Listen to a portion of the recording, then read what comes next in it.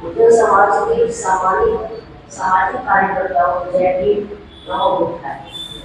जैसे कि आप सब लोग जानते हैं कि कल छत्रपति शाहू जी महाराज का जन्म जयंती है। 26 जून 1874 को उनका इतिहास में जन्मदिन लिखा हुआ है। और वो एक ऐसे महाराष्ट्र के संस्थापक थे, महाराष्ट्र शासन के संस्थापक थे। उन्होंने बहुजन समाज के लिए जो कार्य किया बहुत ही सराहनीय है। मुझे तो बड़ी हैरानी हुई कि उस समय भी इतने अच्छे शासक हुए हैं जिन्होंने छुआछूत, भेदभाव, ऊंच नीच और महिलाओं की स्थिति में काफी सुधार किया था।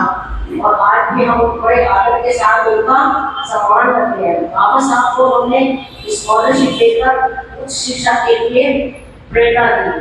तो ये भी इतिहास में एक बहुत ही महत्वपूर्ण कार्य रहा है। मैं तो कहती हूँ जो भी सामाजिक कार्यकर्ता अगर सामाजिक संगठन बनाता है या उसमें काम करता है उसे इस बात का ध्यान रखना चाहिए कि हमारे समाज में कौन कौन सी कमियां हैं।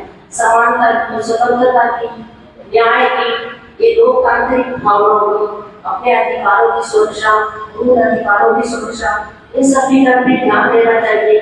तो मैं ये कहना चाहूँगी छत्रपति शाहू जी महाराज का इतिहास में बहुत ही अच्छे अग्रणी सामाजिक कार्यकर्ताओं में नाम लिया जाता है। मुझे तो बहुत अच्छा लगा कि इन्होंने इतना कार्य किया है समाज में। उस समय ब्राह्मण मार्ग था, तो उस समय देखो ऐसे में काम करना इतना मुश्किल था। बताते हैं कि किसी ने बहुजन समाज के किसी व्यक्ति ने तालाब से पानी पी लिया था और डॉक्टर B.R. अम्बेडकर जी के चरणों में पुष्प अर्पित करते हुए, भगवान बुद्ध को नमन करते हुए और अपने समाज के बड़े बड़े महान पुरुष जो इतना कुछ हमें इतिहास में देकर गए हैं कि हम उन्हें फॉलो करते हुए अनुसरण करें हम उनका, तो हमारी भी कई पीढ़ियां निकल जाएंगी। इतना कुछ हमारे समाज को वो देकर गए हैं।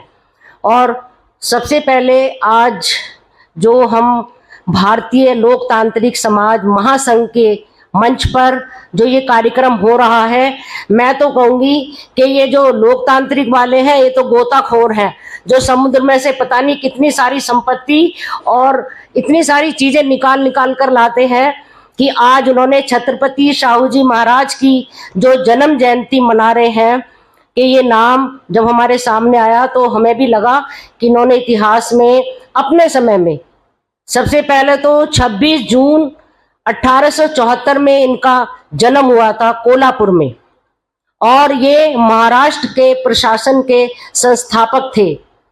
कहा जाता है कि शिवाजी के वंशज भी थे। इन्होंने 10 साल की उम्र में प्रशासन संभाला था। सोचो जरा, 10 साल का बच्चा इतना समझदार नहीं होता।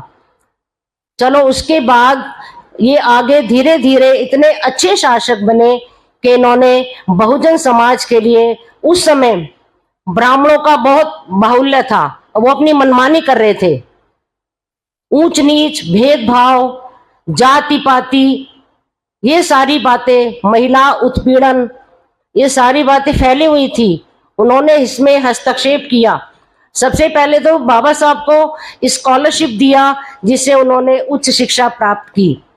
आरक्षण के जन्मदाता थे इन्होंने। आरक्षण का मतलब ये नहीं है कि किसी को भी ऊंचा उठा दो, नहीं। उस समय असामान्य लोग थे, उत्पीड़ित थे जो समाज, उसको बराबर के लेवल में लाने के लिए, सामान्य स्थिति में लाने के लिए उन्होंने बहुत सारे प्रयत्न किए थे। बताते हैं उस समय कोई तालाब से पानी नहीं पीने देता था कुछ लोगों को, कुछ वर्ग को, कुछ लोगों का बाहुल्य था, पर शाहू जी महाराज उसमें हस्तक्षेप करते थे। एक बार उन्होंने कहा, किसी ने तालाब से पानी पिया और उन्होंने कहा पंडितों ने कि ये तो दूषित हो गया, इसको कैसे करेंगे शुद्धिकरण, हम तो इनको हाथ भी नहीं लगाएंगे। तो शाहू जी महाराज ने कहा था मैं शुद्धिकरण करूंगा इसका, और तुम तो इन्हें श्लोक भी नहीं पढ़ने दोगे। क्यों? क्योंकि तुम तो नहीं चाहते, मनुस्मृति को फॉलो करते हैं उस समय। तो कहने का मतलब ये छोटी छोटी बातों को उन्होंने इतना समझा अपने प्रशासन में। और मैं ये कहना चाहूंगी कि हम भी अपना सामाजिक संगठन जो चला रहे हैं उसमें भी लोकतांत्रिक भावना होनी चाहिए, समानता होनी चाहिए। सब इक्वल हैं, ऐसा कोई नहीं है, कोई अध्यक्ष है, कोई उपाध्यक्ष है, कुछ नहीं, सब काम करो। हमारा उद्देश्य है, सिर्फ बाबा साहब ने कहा था कि हमें शिक्षित बनो, संगठित रहो, संघर्ष करो, संगठित रहो। ये नहीं कहा कि संगठन बना लो बहुत सारे हजारों, नहीं, संगठित रहो।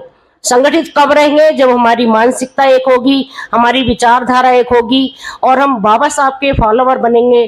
बाबा साहब की विचारधारा को आप कहीं भी ले जाओ, अगर हम उस पर चलेंगे तो हम एक ही रहेंगे, हम कहीं नहीं जाएंगे। अगर हम किसी राजनीति में घुसेंगे या अपनी मनमानी करेंगे तो हम विघटित होंगे। हम कभी भी संगठन को मजबूत तभी बना सकते हैं जब हमारी विचारधारा समानता पर आधारित होगी, लोकतांत्रिक होगी, मानवीय मूल्यों पर आधारित होगी और हम अपने मानवीय मूल्यों का अवलोकन करेंगे और हम अपने समाज में और अपने संगठन में समानता को लागू करेंगे, स्वतंत्रता को लागू करेंगे और अनुशासन से रहेंगे। बस मैं यही कहना चाहूँगी।